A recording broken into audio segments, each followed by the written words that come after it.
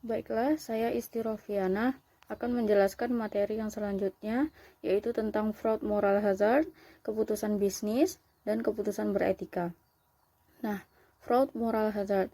Fraud adalah salah satu bentuk dari pelanggaran etika, kontrak, dan regulasi. Kemudian keputusan bisnis.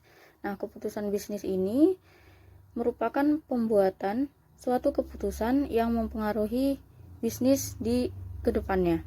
Kemudian keputusan beretika. Nah, keputusan beretika adalah keputusan untuk menentukan mana yang salah dan mana yang benar. Kemudian fraud moral hazard.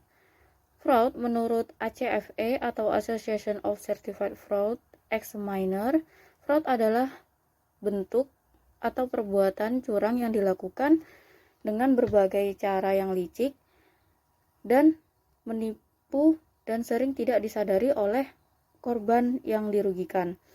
Nah, moral hazard adalah suatu bentuk pelanggaran dari kontrak, etika, dan regulasi selain kecurangan. Kemudian, moral hazard dipandang secara hukum, yaitu dalam hal pelaksanaan dan penerapan suatu kontrak dan atau regulasi lebih berkaitan dengan pelanggaran etika, di mana agen menyembunyikan informasi dan memanfaatkan celah yang ada dalam kontrak atau regulasi tersebut yang menyebabkan kerugian oleh prinsipal karena salah pilih atau advantage selections. Kemudian, ada kondisi-kondisi terjadinya moral hazard. Yang pertama yaitu hidden action.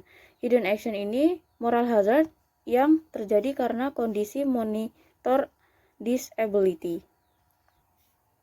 Yang kedua, yaitu undesirable behavior production, yaitu moral hazard yang terjadi karena adanya perilaku yang tidak diinginkan dipandang dari segi prinsipal.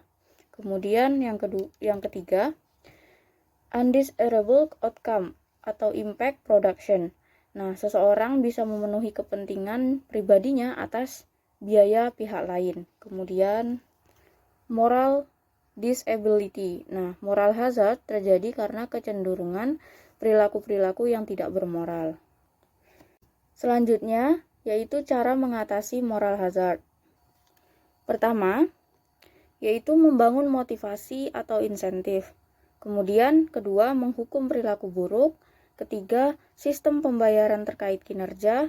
Keempat, membagi-bagi bank sehingga mereka tidak terlalu besar untuk gagal. Selanjutnya, mengenai keputusan bisnis. Menurut salah satu ahli, yaitu Harold and Krill O'Donnell, pengambilan keputusan adalah pemilihan di antara alternatif mengenai satu cara bertindak yang itu inti dari perencanaan. Nah, suatu rencana tidak dapat dikatakan tidak ada jika tidak ada keputusan. Suatu sumber yang dapat dipercaya, petunjuk atau reputasi yang telah dibuat. Nah, berikut ini adalah langkah-langkah dalam pengambilan keputusan. Nah, pertama itu mengidentifikasi masalah, kedua mengumpulkan informasi, ketiga membuat prediksi untuk masa depan, kemudian keempat mengambil keputusan dari beberapa alternatif. Yang kelima mengimplementasikan keputusan, evaluasi, dan belajar. Nah, selanjutnya ada beberapa kriteria dan persyaratan pengambilan keputusan bisnis. Yang pertama, pendekatan yang bermanfaat, yaitu didukung oleh perilaku moral yang menghasilkan kebaikan terbesar bagi jumlah mayoritas. Kedua, pendekatan individual, yaitu keputusan yang memberikan kepentingan terbaik dalam jangka panjang terhadap seseorang. Ketiga, pendekatan konsep etika. Konsep etika yang bisa menjaga hak dan dapat dipertanggungjawabkan terhadap beberapa hak, seperti hak persetujuan bebas, hak atas privasi, hak kebebasan hati nurani, dan hak berpendapat, dan hak hidup dan keamanan. Materi selanjutnya yaitu keputusan beretika. Nah, keputusan beretika adalah keputusan untuk menentukan tentang apa yang benar dan apa yang salah. Karena itu, keputusan ini adalah keputusan yang paling sulit dan rumit.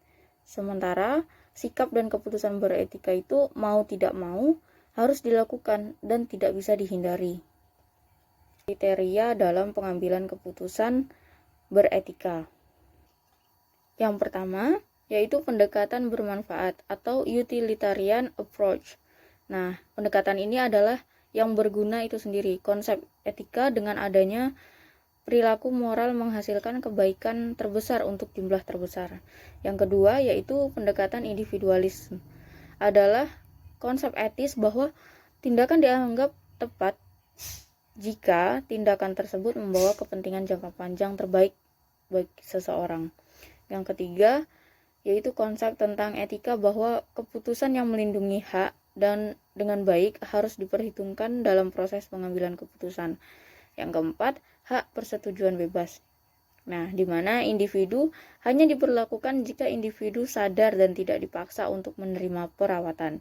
Kemudian yang kelima adalah hak atas privasi, di mana individu dapat memilih apa yang ingin mereka lakukan di luar pekerjaan. Kemudian hak kebebasan hati nurani. Individu dapat menahan diri dari memberi perintah yang melanggar standar moral dan agama mereka.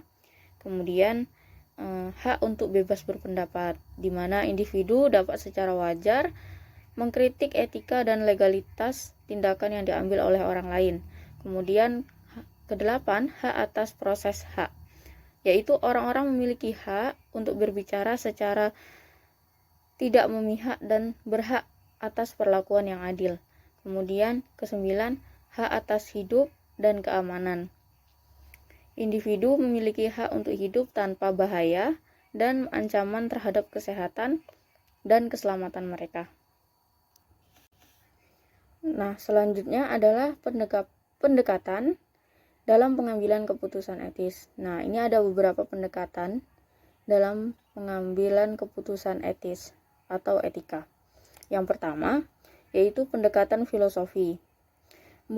Nah, pendekatan filosofi ini meliputi konsekuensialisme, deontologi, dan etika kebajikan. Kemudian yang kedua, etika 5 pertanyaan. Nah, etika 5 pertanyaan ini yaitu pendekatan 5 pertanyaan ini merupakan pendekatan etis komprehensif yang dikembangkan oleh Graham Tucker 1990 untuk pengambilan keputusan yang diusulkan melalui 5 pertanyaan. Kemudian, pendekatan standar moral.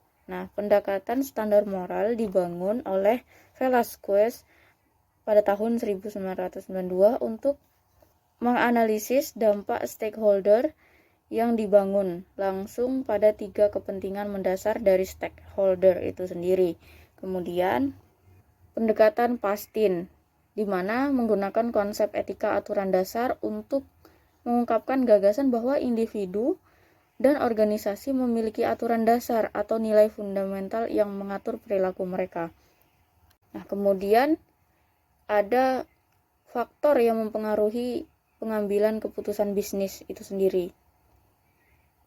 Yang pertama, yaitu tahap perkembangan moral, di mana fase ini adalah fase mengevaluasi kemampuan seseorang untuk menilai apakah ia benar secara moral. Yang kedua, lingkungan organisasi. Dalam lingkungan organisasi, referensi itu dibuat untuk persepsi harapan organisasi oleh karyawan. Yang ketiga, tempat kedudukan kendali. Tempat kedudukan kendali ini tidak lepas dari struktur organisasi. Langkah-langkah dalam pengambilan keputusan beretika. Nah, yang pertama yaitu menentukan fakta-faktanya. Kemudian yang kedua, identifikasi pemangku kepentingan dan situasi dari perspektif mereka. Kemudian mempertimbangkan alternatif yang tersedia. Orang berbicara tentang imajinasi moral. Yang keempat, pikirkan tentang bagaimana suatu keputusan dapat mempengaruhi para pemangku kepentingan, membandingkan dan mempertimbangkan alternatif berdasarkan seperti konsekuensi kewajiban, hak, prinsip, efek pada integritas dan karakter pribadi. Kemudian yang kelima, buat keputusan dan pantau hasilnya. Selanjutnya, ada beberapa pilihan-pilihan etis bagi seorang manajer. Yang pertama, yaitu tingkat pencegahan, mematuhi aturan untuk menghindari hukuman. Yang kedua, tingkat konvensional, membangkitkan harapan orang lain. Yang ketiga, tingkat post-konvensional, mengikuti prinsip-prinsip keadilan dan hak yang dipilih sendiri.